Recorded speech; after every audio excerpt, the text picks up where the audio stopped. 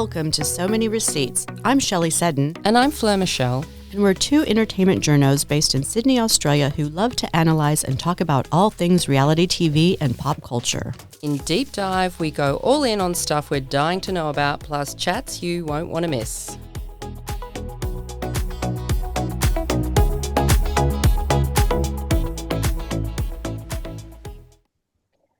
Today we are speaking to radio personality turned author Ash London. You may remember Ash from many top-rating Australian radio shows and TV shows as well, like Have You Been Paying Attention? Now Ash is a radio presenter in New Zealand, a podcaster, a mum of one, plus an author. We are going to be chatting to her about her fabulous new fiction book, Love on the Air, published by Allen and Unwin, which is out now, plus lots more. Ash, welcome to the show. Thank you, girls. Thank you for having me. It's a pleasure to be here. Oh, no, it's great to have you too. So, Ash, before we get into the book catch us up. You are now living in Auckland and hosting a radio show on the station, More FM Nights, or that's the name of your show. Yeah. Are you loving New Zealand? Well, it was a bit of a surprise, really. Nothing we kind of had in the plan, but we were in Australia just chilling like villains, and my husband got a call from New Zealand and they said, "Hey, we don't expect that you'd both want to come over, but had you ever thought about coming over? We'd love to have you both." And at first we kind of went, "No, but thank you." And then the more we thought about it, we were like, well, buddy, our son is, 3, and we've kind of got this 2-year window before he starts school. So no time like the present. And we always have loved New Zealand, up in here heaps for work. So yeah, we came over about 6 months ago. It feels like about 2 weeks. But it's nice. It's been good for us to just be in our little bubble, really. When it's just the three of you, you kind of, I don't know, remember what's important. We have lots of really good family time. Or then in New Zealand, they say whānau, which is the kind of te reo Māori word for family. So we've incorporated a lot of those words into our vocab thanks to our child being at kinder here. So he teaches us a lot. So lots of whānau time. It's very expensive here. Oh, petrol's like $3 a litre. So it's like $160 to fill up my small car. Why is it so expensive? It's this thing where so car rego is really cheap. It's like $200 or $300 to register your car for the year. The petrol's more expensive. And I think the idea is that the more you drive, the more you pay. So it's to kind of even it out among people. Like, well, if you're not using your car that much, you're really only paying for your rego. Whereas if you're driving heaps, you pay more. That's what someone told me and I'm going with it. But yeah, it's lovely here. So Ash, you do so many things. You've got your radio show and your podcast, Hopeless Romantics, you're writing, plus you're a wife and mom. And how do you fit it all in? I don't at all. Every day is a shit show. Every day is a struggle. Yeah. I feel like if I'm doing one thing, the other thing is missing out. I'm never fully present. I'm always thinking about something else. I'm always running late. I am not coping at all. But that's the price of wanting to have it all and do it all, and if the priority is always Buddy, my son. And I think as long as he's happy and healthy, then I'm doing well. That's kind of the one thing I won't skimp on is the mum side of it. But yeah, I just, I can't help it. I just have so much I want to do and so much I feel like I have to say. And after this hectic career that was, took over my life for so many years, it was very hard for me to just kind of pull back. And especially when, Buddy wasn't at kindy, when it was just me and him at home, it was, very hard for me to not write, create, say, communicate, share. And really that's kind of everything I do is in some sense me telling stories, whether it's, through my writing or through my podcasting or through kind of radio. But and I've been doing radio for so long now that I'm at the point where I can do it on my terms. And I'm working for a company that have really allowed me to do it on my terms. And they came and they said, do you want to work full time? Do you want to work part time? Do you want to work from home? Do you want to work in the studio? Do you want to pre-record it? Do you want to do it live? You can really just do whatever you want. We trust you. We trust that the product will be great. Do it on your own terms. So they've made it easy for me. And every day is just trying to prioritize what I need to do and attempting to do it. So, yeah. Yeah. So the media side of life is still fun for you. It will always be fun. And I wouldn't do it if it wasn't fun. I really do love radio. I'll always love it. I love really anything that involves having a microphone in front of my mouth. I think it's kind of my most comfortable state. It's what I do best.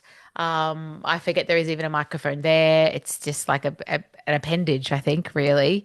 Yeah, we want to get to that level. You'll get there, but it's taken me 20 years. So Okay, got a ways to go. unfortunately, yeah, it's been a Yeah. very long time. You get very Okay. used to it. So I read that a media lecturer, I think, once said to you many years ago, if you want to work in media, make sure you have a side job as Oh, well, yeah. because you That's what won't they make told enough us. money in this industry. Was that true back then? And is it true nowadays, do you think? I get why we were told that. It was it was my last kind of unit at university, and we'd done a media degree, and it's a small industry in Australia, and there's 200 Yeah. people in the room. But I remember at the time thinking, oh, that's bullshit. Because then they asked me back 2 years later to come and, speak to the students about, like how wonderful the uni was and how it set me up for this amazing career. And I was like, you were the people that told me we would never make money. Um, and I think it has changed because I graduated, 15 years ago, I suppose now, which is crazy. And I think at the time, people in their early 20s were very much, it was kind of expected that we would work for nothing or for free. We would work harder than anyone else in the office for the least amount of pay, put our hands up to do everything, and really kind of just get into the slog. And I did that for kind of 6 or 7 years. I think maybe kids in their 20s now, their expectations are a bit higher for what they expect for themselves and the kind of lifestyle they want to have. And I'm not saying that in like some kids these days way. It might actually be quite a good, healthy thing. I'm not saying it's a bad thing. But for many years I had no money and I, scrimped and say I didn't save, I just scrimped. And I put my hand up to do every job that no one else wanted to do. And it means that I got the most incredible experience before anyone gave a shit about me because I was a nobody. So by the time the money came, and that came, in my 30s, so, 6, 7, 8 years in, by the time the money came and the Taylor Swift interviews came, I had all this experience. I knew that I'd earned it. I knew that I was good at it. I didn't take it for granted because I feel like I had really slogged it out and done some really humbling shit. So I was like, yeah, I belong here. I deserve this. So you've actually interviewed some of the world's biggest celebrities like Ed Sheeran, Dua Lipa, and of course Taylor Swift. And you actually flew 60 hours just to talk to Taylor for a 10-minute interview. Yeah. So tell us about that. Yeah, well, they came to me one day, my boss, they said, Taylor's launching her new album, Love Art in Paris, the city of love. We can get you 10 minutes. Can you go? And I said, no, I'm busy, as if. I said, I'll be there. And I fly a lot, especially kind of in that period of my life. I flew so much that I developed a fear of flying, which was not helpful. So I pretty much had to like drink a lot of wine and eat a lot of Valium. I would say I sat there. I lucky enough to be flying business class, so that's for work, and I just put the bed down and I would knock myself out and they would wake me up on the other end. So it was a very long way to fly.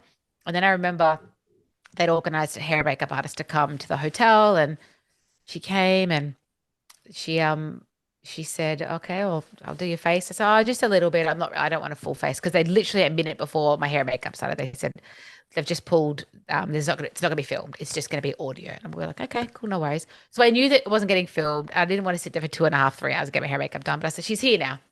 So she does a bit of hair. It's just zhuzhes my curls a bit. It's been an hour. She's like, can I do your nails? Do you want me to do your tanning? And I was like, no, it's fine. It's fine. Thank you so much. Anyway, she leaves. And then my producer, who was someone who worked in promo department, who was a lovely man who, not didn't often have to book hair and makeup. He goes, actually, how much does it usually cost to get your hair and makeup done, like for a hair and makeup artist to come? And I was like, oh, like the good ones, it will be up to, $300, $400. And he looked at me, he's like, right. I said, how much does it cost in Paris? And he said, oh, it was like, I think it was like $1,100 or something. And that's why she was like, can I do your tanning? Can I do your nails? Because she's like, you're paying me a lot of money for me to put a bit of, like a bit of peppermint oil in your hair and some mascara. And then, yeah, we go in there. Taylor Swift is an absolute pro. I've interviewed her many times, and every time I always say that she makes the effort where she doesn't need to. A lot of artists, they do the bare minimum. She does the absolute maximum. She's at the age now where, not the age, she's at the point in her career now. She doesn't have to do any promo. She doesn't have to pretend to remember me. she doesn't have to do any of it, but she does anyway. And I think anyone that's ever sat down with her will say the same thing. So I won't hear a bad word spoken about her because I've had a tiny look over the years into how hard she works and the focus and the attention to detail that she makes. And I'd last 2 hours living her life. It's exhausting. Yeah. Well, that's great to hear that she's lovely in real life. That reminded me years and years ago, I used to work for New Weekly magazine, NW, and I was once flown to Paris for 4 days to interview the cast of Riverdance. It's a random one. My son loves Riverdance. We watch a lot of Riverdance on YouTube.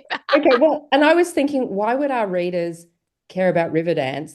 All they care about is J-Lo and Jennifer Aniston. But I wasn't going to say no. I'll go to Paris. I'll interview them. Yep, there's nothing like a work trip. And I thought that was also normal at the time. Like, of course, you would fly business class to Paris and just stay at this where there was money in media, right? They're just throwing money at you. And I think that's part of kind of like why I wrote the book, is because it's like, where there's amazing experiences that people, it's too amazing to believe. I can't just let these stories die along with, traditional media. I've got to like turn it into something that's going to kind of live on and have some fun with it, because it was so fun. Yeah. And we'll just ask you one more question before we get into the book. You want to hear all about it. I read you did a Zoom interview with Niall Horan from One Direction in your pajamas with no bra on. I think that was actually Harry Styles. Maybe it was both of them. Oh. Yeah, maybe both. I definitely remember it was during COVID times and I had a robe on and no bra. And my dog was like asleep on the bed next to me. And, Harry's my friend. So it's like, it wasn't that weird. But I remember thinking, this is just we've all just let go. We've all given up. The fact that I have not even, I haven't even put a bra on. And the same with Niall. I remember it was a Zoom at home. I was in my pajamas. And at one point I kind of forgot we were even recording, and I like wanted to show him something because it was in my house. I was like, I'll just wait here. So I leave the room to go and find it for a couple of minutes and then come back and we, continue our chat. And then when I'm watching the footage back, I remember that it's still recording after I left. And Niall's just sitting there with my empty bedroom, my empty office, and he's telling everyone at home what he can say. Oh, there's her yoga mat. And she's obviously, and those were very funny times. And like I said, it kind of, the life I was living started to feel very normal. But it was very absurd, some of the shit that I did and saw, especially when we worked from home for that. And I was pregnant as well. So I was pregnant and working from home. So there was the hormones, there was the world going to shit, and there was me still doing these interviews from home at one point with this huge, big pregnant belly. And I was definitely had no clothes on at that point. I'd given up completely. But we trucked on and we kept making radio. Well, I put on a bra on for this interview. I don't know about you. Thank you so much. I'm touched. So onto your book, Love on the Air. I really enjoyed it. I myself attempted to write a rom-com type book, so I have crazy mad respect for you. And I just want to know, it's set obviously in the world of commercial radio and, interviewing famous musicians. So how much of your own life did you draw on to inspire the book? Yeah. Well, I think it's really started with the truth. It's kind of like the core of how it began. I was on air. I got dumped. I was very sad. I ran away to an island in the Philippines, and then I got dragged back and met a guy at work. That's all true. But the story around it is completely fictionalized. So there's a character in there called Tom, who's like Alex's sidekick. Tom is the realest thing about the book. He's a real person. Anyone that knows Tom and reads the book is just like, you have captured the essence of Tom. It's him. He's the funniest person I know. Tom is it, like that. And I would say, as far as the kind of like the non-fiction element goes, Tom. But I really created a fantasy world around that, using the kind of elements of what I love the most about radio, the trips, the on-air kind of magic, the artists and the interviews, having the disposable cash.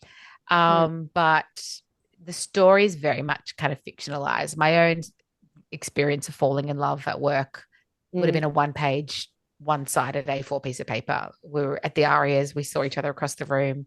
I said, I'm going to marry him. And we got married, a year later. It was very, very romantic, but not a great story. So, yeah. So have you always been a writer, or did you just kind of decide, I always had a book in me? Yeah, I've always known I could write. I always wanted to write. Yeah. I thought I was going to write screenplays. That's what I kind of went to uni to do. I thought I'm going to write movies, and I think that's next for me. I want to still do that, and I think I will. Mhm.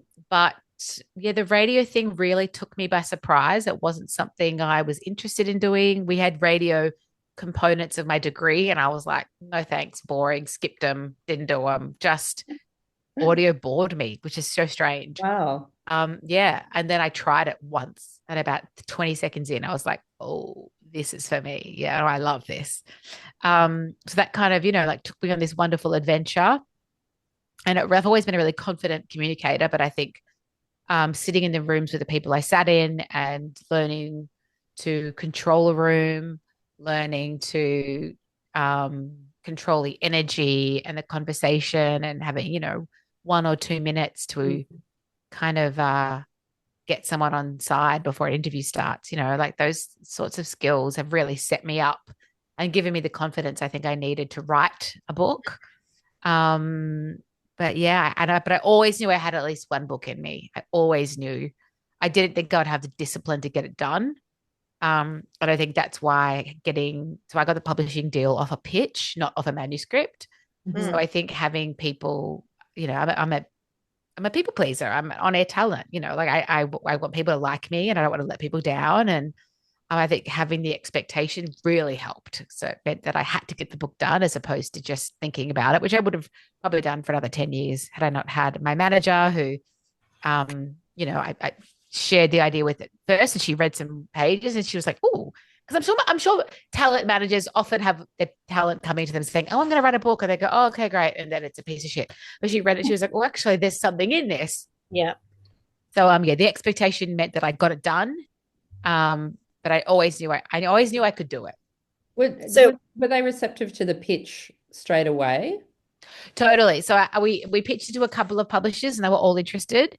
And I just chose the publisher, as in like the person that I connected with most. And it was a girl called Tessa at Allen and Unwin, who was a woman in her 30s who loved the genre, who I felt like wouldn't just be a great editor and publisher, but would enjoy the process and who I could bounce ideas off.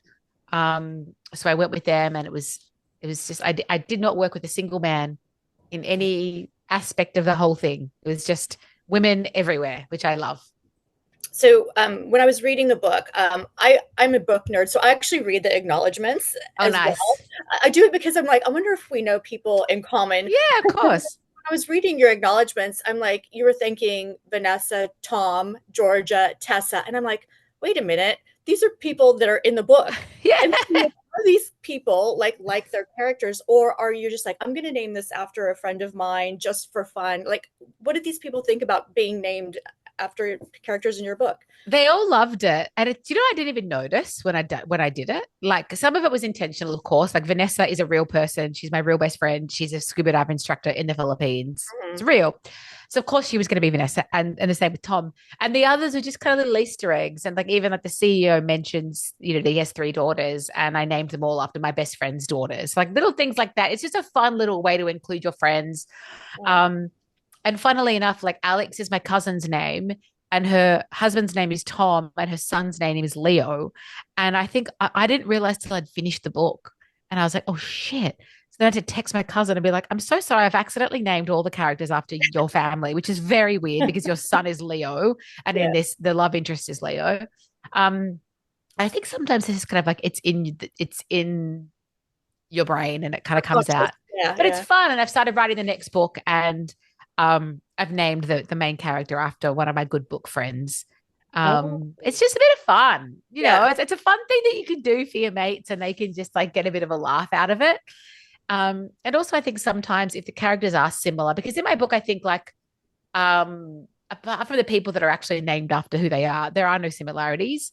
But man, it's a lot easier to write. I would actually use it as if you're going to base a character that you're writing off someone you kind of know, name them after them, and it makes them easier to write because you know that person already. And I think that's a great little cheats way to trick your brain into really figuring out that person's intentions and their personality and their quirks, because they kind of already exist. So for first time novelists, that really helped. Can we just have a really small bit part in your next book. Okay, no worries. Want to be Done. menopausal, washed up journos, trying to reinvent themselves as podcasters, not really knowing what they're doing. None of us know what we're doing, babe. Hot flushes all the way through. Oh man, I'm only a couple of years behind you. My periods have just started getting weird. And I'm for the first time in my life. Oh, God. And I'm like, yeah, I think it's starting. I think the hormones are starting to fuck with me. Yeah. Yeah. But then, the further you get along with it, you feel like I almost had a menopause party last year because I thought I'm almost there. Yeah. At the point. And then the period came back at month 11 or something. Fucking rude. How very dare it. It was so rude. It was like, I wanted to actually have a party for it. Yeah. I mean, we spend so much of our years kind of like gearing up for it. At least now we know about perimenopause, that it's not kind of like menopause just comes one day. And I think it's so wonderful that we're talking about it more. And I also think with authors like, Marion Keyes, who are like writing rom-coms about women, like menopausal, perimenopausal women, they're the women I want to read about. To me, they're far more interesting because they've seen some shit. They know some shit. Yeah. When I get there, when I've earned the right to write those, had those experiences and write those characters, I can't wait because I think those love stories to me are much more interesting. Yeah, exactly. Well, I'm glad we're on the same page with that because I want to see more menopausal and perimenopausal. Absolutely, and you will. Because we're all getting there, like not that I count myself among the big authors, but I think, like the women that are writing these stories are in their 30s and 40s. So it's only a matter of time. Yeah, hopefully. So we want to know what actors would play the main characters in like a movie or a series. Have you thought about optioning for that as well? Yes, actually. And there's kind of been some discussion. So it has been something I've been thinking about. I don't know. I don't want to say it now because what if I have to email them? I don't know. I guess if we were just thinking like really big, let's go big. I think someone like I would like to see like a Finley, maybe like I think Troye Sivan would be a great Finley. Oh yes. But he'd also be a great Tom. I think he could play either parts. Yeah. Or like a Jacob Elordi or something for a Finley because he's just so gorgeous. Yeah, why not? I would want Tom to be played by Tom, the real Tom, because he still looks 25. And no one knows how old he is. He's really coy about his age. He could be 40, he could be 17. I don't know. But he still looks about 23. But who would be Alex? I would want someone ethnically ambiguous like myself. I think I'd like a Middle Eastern actress, or someone that had a bit of, like a wog in them like me. But I don't know. Well, your friend Harry Styles, could he do something? I don't think I could afford Harry Styles unless we had that kind of sweet Netflix money or something. But that's who I thought that Finley was based on. Was it kind of inspired by Harry Styles? Yes and no. I think Finley's kind of a mix of a lot of artists. Harry's certainly got the kind of like cheeky but quite blasé. Yeah, maybe. But then I gave him auburn hair because I want more hotties to have an auburn hair. Like I think redhead guys are so hot. So I wanted him to kind of have at least a bit of ginge to him. I think he's just kind of a mix. Too. You know Ed Sheeran, right? Yeah, I do. But I think that would be Ed's idea of absolute hell, playing a leading male in a rom-com. I think he'd be like, can I just write a song for you instead? That is not for me. And like Taylor, I thought Taylor, was the Tilly is Taylor. Yeah, that's pretty much just like, and the trip to London was very much based on the kind of I've done lots of random trips for random people, but nothing beats Taylor. And I love her. And I actually listened to instrumental Taylor Swift music for 2 years. Like every time I sat down to write this book, I was listening to like piano Taylor. So I very much felt like she was with me throughout the whole writing of this book. What about Leo? Leo, I don't know. I've thought about it so often because he needs to have a man bun. I know. And he needs to have longish hair and glasses. I think if I was going to do a movie, I would want Leo to be English. I would rewrite him as an English person because I've got a real thing for that kind of just like floppy Englishman that like look like they might. Early Hugh Grant. Yes. Exactly, but like darker, like a broodier early Hugh Grant. That's my vibe. Just it is something like almost like a kind of like a Jude Law in The Holiday, like that vibe. You know what I mean? So I think if we're going to do a movie, I would just flat out make him English, and then I could just have that smorgasbord of hot English actors to choose from, and I'd just be like, that one. What about Goldie? I think Amanda Keller would be a great Goldie. Oh, yes. Yeah. Or if we were going to choose an actor, maybe like Miranda Otto, I think she could be a great Goldie. In my mind, though, she was Margaret Pomeranz. Like she was a young Margaret Pomeranz when I wrote it, even though her personality is not Margaret Pomeranz, because Margaret Pomeranz is quite different to Goldie, who's very kind of like, like eyes in the sky, head in the clouds, kind of like wonderous, cheeky. I think Margaret's a bit more serious and very clever and smart and insightful. But yeah, I think maybe it's just the blonde hair. But I think Amanda Keller, if you're listening and you want an acting job on a movie that doesn't exist, call me up. So the second book that you're working on, is that a follow-up or is that something different? I can't say. Yeah. It's in the vein of, but I don't think I will write another Alex York story. I think there might be something in the same universe, but it's the same vibe, but this time I can lean into the spice a bit more, because I couldn't in the first, just because I wasn't ready for people to imagine myself and my husband having sex. Yeah. Well, I Googled you, and I'm like looking at your husband. I'm like, okay, he's a radio exec. He has a man bun. He has glasses. I was like, is that Leo? I'm like, well, I as I said, I loosely based it on our own story, but I sexed it all up a bit, because our story was so just like, oh, I love you the day I met you, and now I go, I'm going to marry you. But what was I saying? It's the book. Anyway, are they connected? Yeah. But yeah, so I'm going to lean into the spice a bit more, because I just didn't want my mom to be reading it. It was too much, and all my friends are so grateful. They're like, thank you so much. I was so scared reading this that I was going to have to imagine you and Adrian having sex, but I didn't, there's some inferences, but that's it. Thank you so much. Yes. Whereas the next book I'm leaning more into the sex pretty much, because the characters that aren't based on anyone real whatsoever.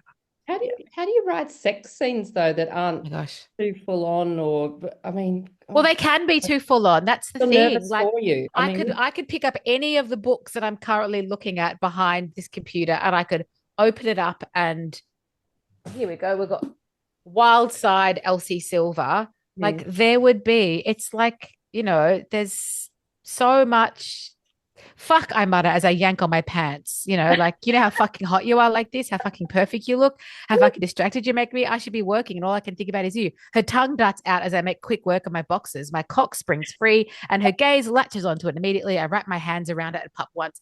Like this is a best-selling book that you can get at any bookstore in Australia that no woman would feel ashamed to read. So I love it. I mean, writing it is a different thing. And I had written sex scenes for the first book, which I scrapped because I wasn't ready. It's my first book, and I think you need to get over the hump of that. And now I have the confidence just to lean into it. But I think it's so wonderful that women are embracing this kind of sexual fantasy, and we're talking about it, and there's no shame in it, nor should there be. I just love it. Yeah, well, good luck with that. If you want any tips from us, don't ask us. Okay. We couldn't help anyway. So we know you love the rom-coms, but we talk about TV on the pod. What are some TV shows that you like? Is there anything that you're obsessed with? Nobody Wants This on Netflix, I think, is probably one of my favorite watches. Isn't it fantastic? I took the day off. We had in Australia, and Buddy was with his nanny, and I literally was like, can you work an extra 2 hours today? I've got to watch a show. Like, it was my lowest point as a mother. And I sat there and I waited for it to drop, literally refreshing Netflix, and I watched the whole thing in one go, and it was like crack to my veins. I loved it so much. More recently, I loved Ransom Canyon, which is also on Netflix, which is Josh Duhamel. It's kind of like a more soap version of Yellowstone. So like less murder. There is a murder in it. A bit more romance. I loved that. I think they're my kind of two big ones. And I love that we're getting such great television. Like, it's just we're like Spoiled for Choice, Lydia Poet is an awesome Italian series set in Torino in the 1800s. And the main woman is like Italy's first lawyer. And she just like solves crimes and has sex. And she's so hot. And it's just delicious. Obviously, all the Bridgertons, as far as kind of romance, I love historical romance. Dolly Alderton, who's one of my favorite British writers, is adapting a new Pride and Prejudice, and I will die when that comes out because no amount of Pride and Prejudice is enough Pride and Prejudice for me. I will watch anything Jane Austen or Jane Austen adjacent. I literally cannot get enough of it. Have you seen Running Point with Kate Hudson? Loved it. It's so good, isn't it? Loved it. And I love that she could tell she's aging, that she's this hot bitch with wrinkles. And it's like she just looks her age. Well, if I could look that good at that age, I'll be stoked. But again, I just love these female main characters who have seen some shit. They're a bit older. They're still living sexy lives. They still feel young. It gives me so much hope for my 40s and 50s because I just know, that it's I'm kind of just getting started. Well, I was glad that you liked My Lady Jane. They canceled it. I was so upset when they canceled it. I was like, and then I saw that you were upset as well. And I was like, oh my God, you're my people. Because I was outraged when that was canceled. It makes no sense. It was so good. Oh, I know. And he is like Edward Blumel. What a strange looking hot man. He could be Leo. I'll put him in as Leo. Yeah. And I love, can't remember the actress's name. It's gone. But she is starring in, so Emily Henry is one of my favorite romance authors. And she's been cast in People We Meet on Vacation, which is one of Emily's books that's going to be turned into a film. So I'm very excited. There's just so much going on in the romance world. I feel so lucky. So do you watch any reality TV? Because we cover like Housewives and MAFS and Farmer Wants a Wife. Is that your jam at all? Well, I'm related to Nicole Gazelle O'Neill from Real Housewives. Yes, she's my I don't know how you say it, like second cousin, once removed. Anyway, we're related. So I see her at all of our family events. And she's an absolute legend. I don't watch the show, but I'll defend her to death because she's you heard the loveliest thing. You heard the tea about her this week about not being at the reunion. She gave them the dates she was available and they chose to do it on the 21st. She is nothing if not honest and upfront. And I was personally very hurt because that's what they do. And you've got to expect that when you kind of sign up to do it. But look, be disappointing. But she's the real winner because whoever filmed her London things, that shot of her is 20 times hotter than those studio lights that everyone else had to deal with. She looked unbelievable. So I was like, you know what? I'm glad you're in London with that good lighting, babe. Yeah, I do think she was done a bit dirty by production. Which happens, but I think she'll be fine, girls. Yeah, exactly. She'll survive. I think she said she's not coming back though, right? No, I don't know. She said she's over it. She's done. Fair enough. Yeah. Yeah, I don't blame her really. Because she said she was a bit stitched up. She felt a bit stitched up by that whole thing. So, and that wouldn't be a good feeling. And it's never a good feeling when, decisions are made and you kind of put in a position where it doesn't reflect well on you. But she's a good person with integrity. And look, I mean, with everything else going on in the world, I think we're all going to get past this, right? Yeah. I think we'll survive. So Ash, we could do a whole other podcast with you and probably talk to you for 10 hours, I'm sure. We'd love to have you back another time, but we will let you go for now. It's been amazing talking to you. All the best with your ventures, Ash's. Thank you. New book, Love on the Air. Gosh, Love is in the Air. No, Love on the Air. I still get it wrong. I still say it wrong all the time. Published by Alan and Unwin, is out now. Thank you so much, Ash. Thanks, girls. Have fun and good luck with the podcast. And thank you for having me. Okay. Bye. I don't know how to hang up. Leave. There we go. All right. See you, girls.